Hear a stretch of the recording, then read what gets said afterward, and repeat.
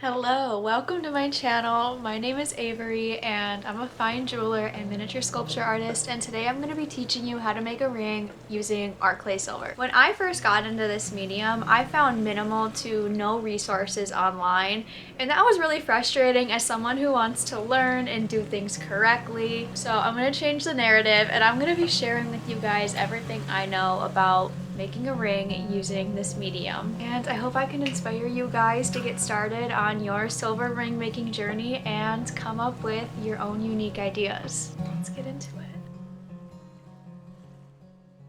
To begin making your ring, you will first need to gather all your materials. You will need a smooth surface to work on. I like using this marble slab. I got it off Amazon for about $10.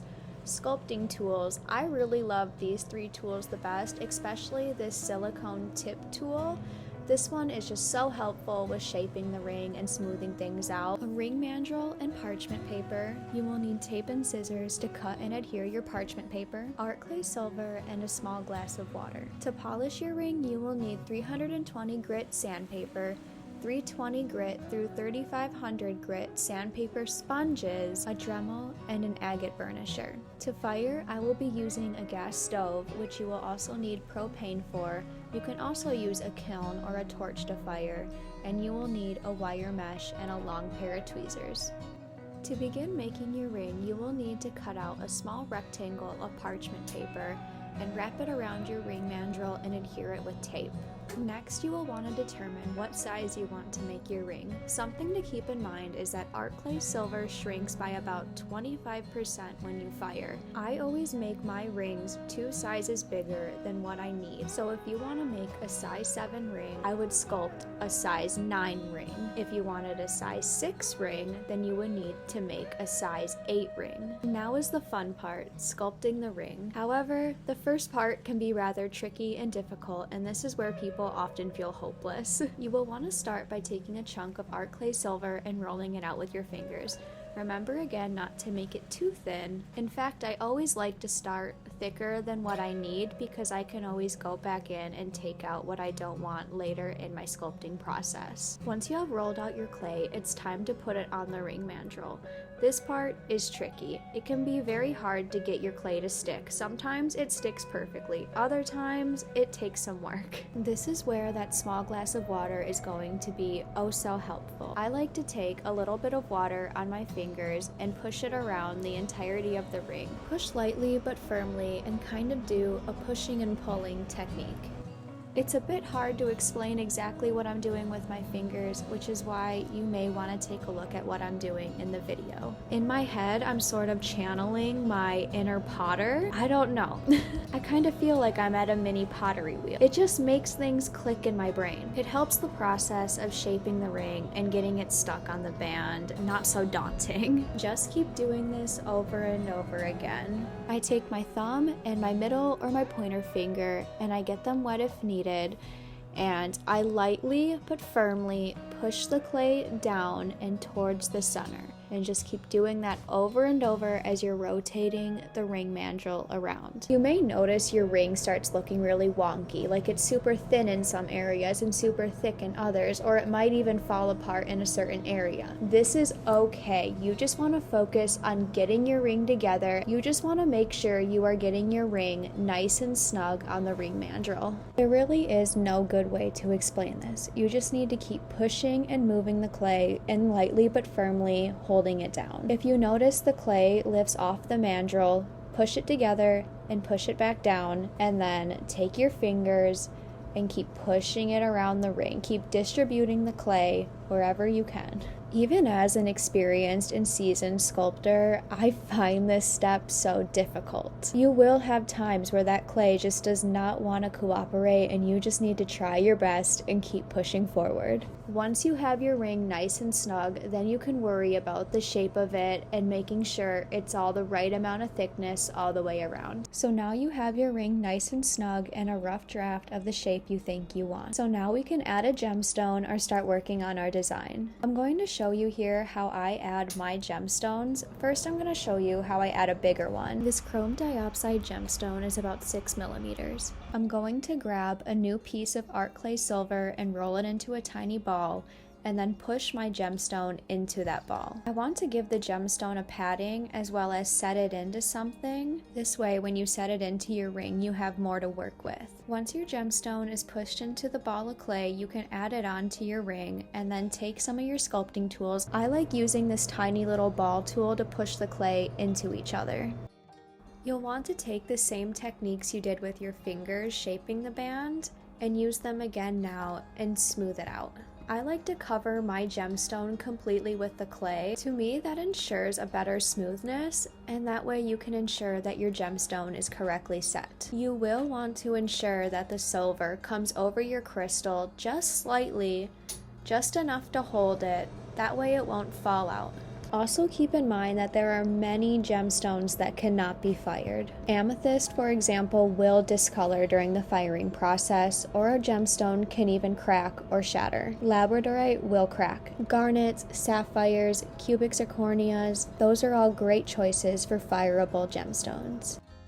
If you're using a smaller gemstone, such as this 2.5mm one, then you may not need a padding and you can just push it straight into the ring, giving all the edges a little push. That way the silver will come over the side of the gemstone just slightly, holding it in place. If needed, you can even take your little daughter tool and give the gemstone a little push into the clay. Whether you're making it thicker or thinner, making an oval, a rectangle, a circle, or a square, or whatever your heart is desiring, this is where all the sculpting magic comes into place. Again, you'll want to be careful if you're taking clay off the ring because that may cause the ring to become unstuck from the mandrel. Just take it slow and easy. In the video here, I am just going for a simple oval style. Now the freedom of the ring is in your hands. You can continue shaping, you can add more clay on top, you can add some designs.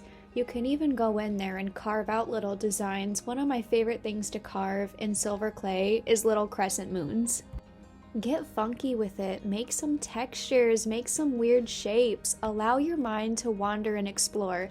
Like I said, there is a whole new world of opportunity when it comes to silver clay. Some of the funkiest looking rings I find the most beautiful. Remember while making your silver clay ring that silver clay dries out really fast. If there's a part of your ring that isn't finished yet, but you're not going to be working on it for over a few minutes, I would recommend keeping it wet. Not too wet, all you need is a drop of water. A little goes a long ways with silver clay. When it comes to uncovering the gemstone, I kind of like to do this as I'm working with the ring throughout the entire process. I wait until the clay gets a little dry, that way it's easy to scrape off with my little needle tool. Keep an eye on it and slowly chip away and uncover as needed. Now that your ring is done, your designs are in place, your gemstones are uncovered, and everything is smoothed out to your liking, it is time to leave your piece out to dry for at least 24 hours. I usually give it about 2 days. I always keep the clay ring on the mandrel during the drying time. Once your 24 to 48 hours are up, it's time to carefully remove your ring from the mandrel. I then very carefully crunch down the parchment paper and remove my ring. This is where you will take your 320 grit sandpaper and file the ring down to your liking. This is very helpful to get even and smooth surfaces and edges all around your ring. If you notice your ring is too thick in some areas, you can equal it down. You can smooth out something you didn't see before. This is your last chance for shaping the ring. I like to add signatures to my ring, so I go on the back side with my needle tool and put in a little AS, which are my initials. Now it is time to fire your ring. You will want to place your wire mesh on top of your gas stove and turn it on. Once you see the wire mesh turn bright orange, that means it is hot enough and ready for your ring. Very carefully place your ring with long tweezers on top of the burning orange.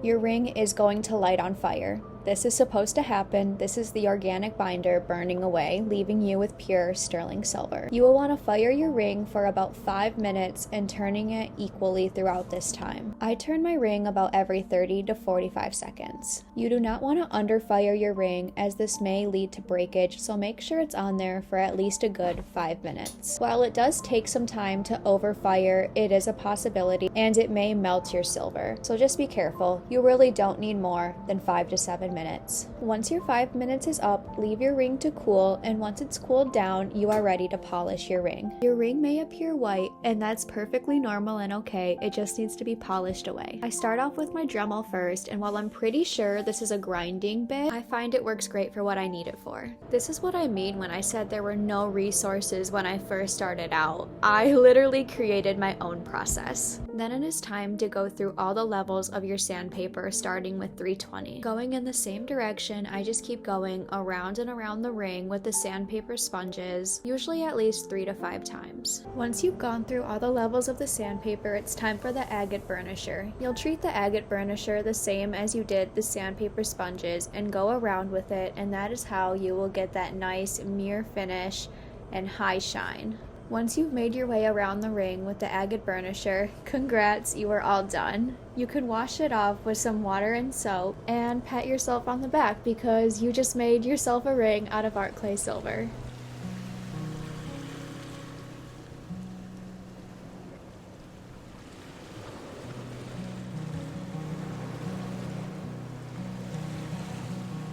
Alright guys, that is it. That is how you make a ring using art clay silver. I hope I could help you guys out and give you a fresh perspective on working with this medium because I know it's tricky. I know I was a little repetitive in some areas. That's kind of how I am in my brain when I'm working with this medium. Like when I'm trying to shape it, I'm like, okay, push and pull.